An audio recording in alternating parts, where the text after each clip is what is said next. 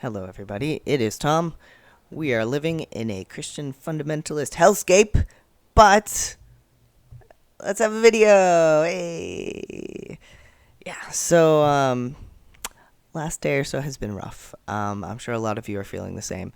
But I did intend to make a video today, regardless, just to let you guys know that I am working on the next Heartstopper comics video. It just takes a really freaking long time to edit because I have to screen cap all the comics that are involved and then screen cap the episode and put that in and dude, there's a lot involved. So the reaction is recorded. I'm just going through and doing the editing stuff. So hopefully that should be done within the next few days, but we'll see. But I said A, didn't I? So B, I can't even remember how I set that up, but A, I'm working on the Heartstopper video. B, let's talk about another queer book. So I don't think that made sense at all, but it's Saturday morning. It's raining. I'm tired. Our democracy is failing. Let's just go on. Let's just go with it. Okay, so last time on Queer Book Recs, we talked about If This Gets Out, about boy band members falling in love with each other. So today we're going to talk about another book that you might enjoy if you enjoyed Heartstopper, and it is Date Me, Bryson Keller by Kevin van Whye. So yeah, this book, I want to say I just randomly found it on the shelf of the indie bookstore down the street from me, and it's actually really good. I've read it a bunch of times. Yeah, so basically, if you're looking for light and fluffy, feel good queer romance with just a little bit of angst, this is a good fit. So basically, the plot, okay? So the handsome, popular-looking guy. Wow, the light is really shining on this glossy cover. This is Bryson Keller, as you may have guessed, and the very adorable boy next to him is Kai Sheridan. So basically, Bryson, as you might expect from his everything, is a super popular guy at school, assumed to be straight, and but doesn't really date anyone. So he says that he doesn't believe that high school relationships last, so he's just not gonna date anybody. So at a party, Kai's friend, whose name I cannot remember because it's been a while since I read the book last, Kai's friend basically dares Bryson to date anyone who approaches him for a week. I want to say, what even is this dare? So basically, it's a dare where Bryson has to say yes to anyone who asks him to date them, okay? And then they have to date for a full school week, and then the next Monday, someone else can approach him and ask him to date them. Does this make any sense? I thought when I was preparing for this video, I was like, I don't need to think about this. This is fine. This is going to be so easy to explain. But yeah, let's consult the book. Okay, basically, Bryson is explaining to people at the party how he's just not interested in dating anyone, and someone's like, I bet you just can't find anyone to date. I bet no one wants to date you, which, I mean, clearly that's not the case. So then Bryson is like, well, no offense, but I could probably find someone new to date every week if I wanted. And then one of Kai's friends is like, prove it. Yeah, so the dare is you will date the first person to ask you out each Monday until the final bell on Friday. You're forbidden from asking anyone out, and if someone fails to ask you out, you lose. So basically, he has to prove for a certain amount of time, I want to say it's like a month or two, he has to prove to them that someone will ask him out, and he will date them from Monday through Friday. This sounded so much simpler in my head. Yeah, so anyway, that's the dare. So this gets going, and of course, every Monday, Bryson is just swarmed with girls who want to ask him out. But one of these Mondays, so Kai, the hero of our story, our first-person narrator right here, so he's gay, but closeted. I want to say his No, his friends don't know. No one knows that he's gay. His parents don't know. His friends don't know. So he's just closeted, and he actually has a crush on one of Bryson's friends. We won't talk about that. But anyway, so it's morning, and before school, so Kai goes to the soda machine to get some soda because you gotta have soda. Actually, I don't drink soda very often, but I did back in high school. You didn't need to know that. So Kai has his soda, and a girl is like rushing to see if Bryson has arrived yet, and crashes into Kai, and he spills the soda all over his school uniform. So as a result, he has to go like clean up, and he's late to class, and he gets detention, and he's really pissed off about that. And then Bryson, who's in the same class as him, also shows up late that day, which is why the girl was running. She was trying to find out where he was because nobody had seen him yet. So then Bryson also gets detention because he's late. So then basically Bryson and Kai both have to stay after class that day to talk to the teacher about getting detention.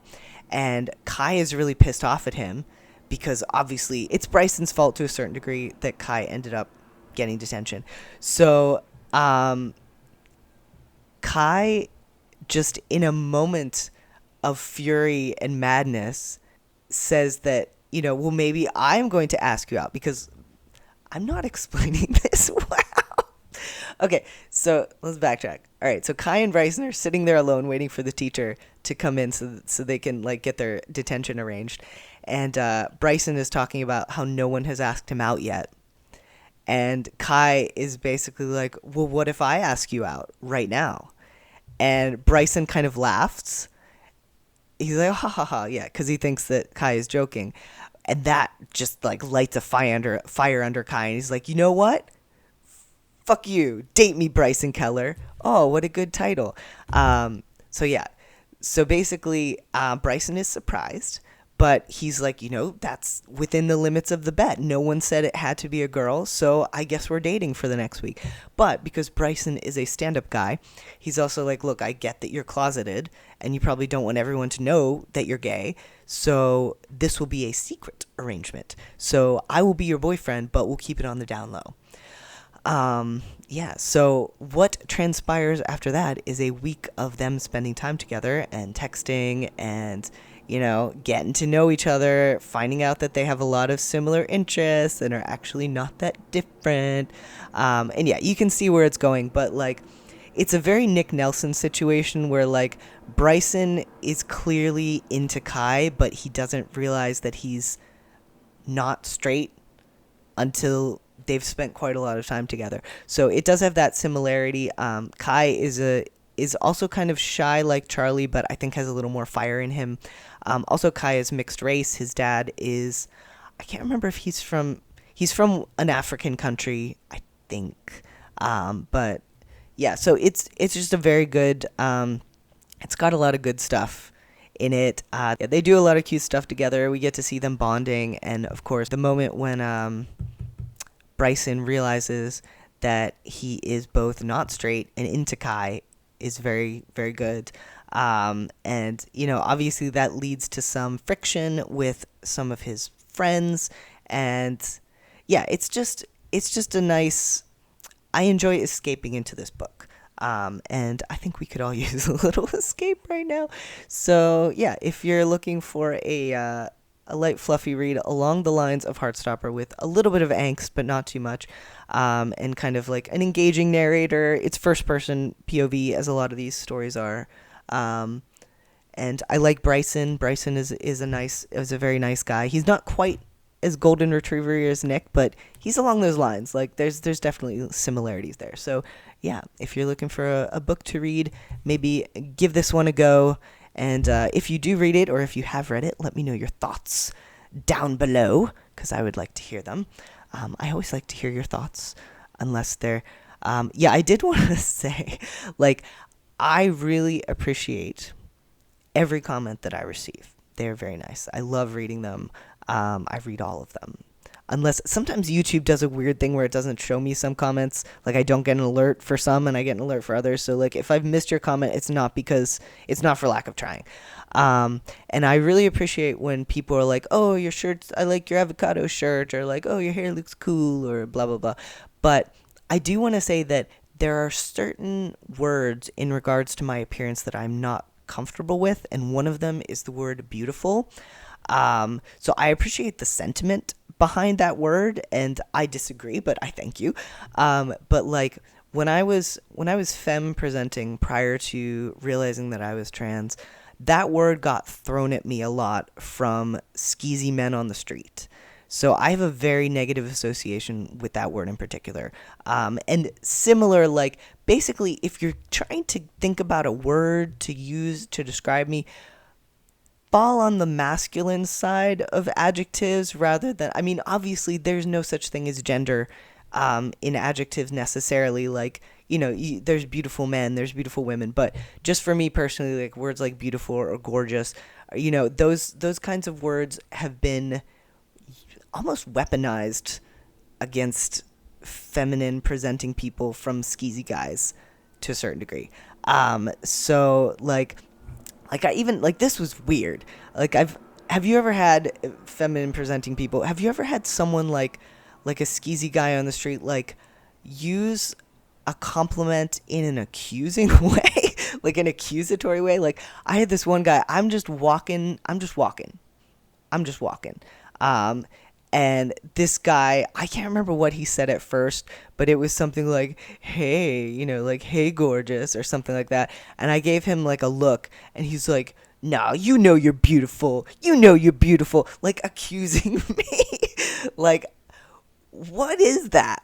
What is that? But that's it. We're way off topic. But yeah, I did want to say I very much appreciate, you know, compliments in the comments. Thank you for being very kind.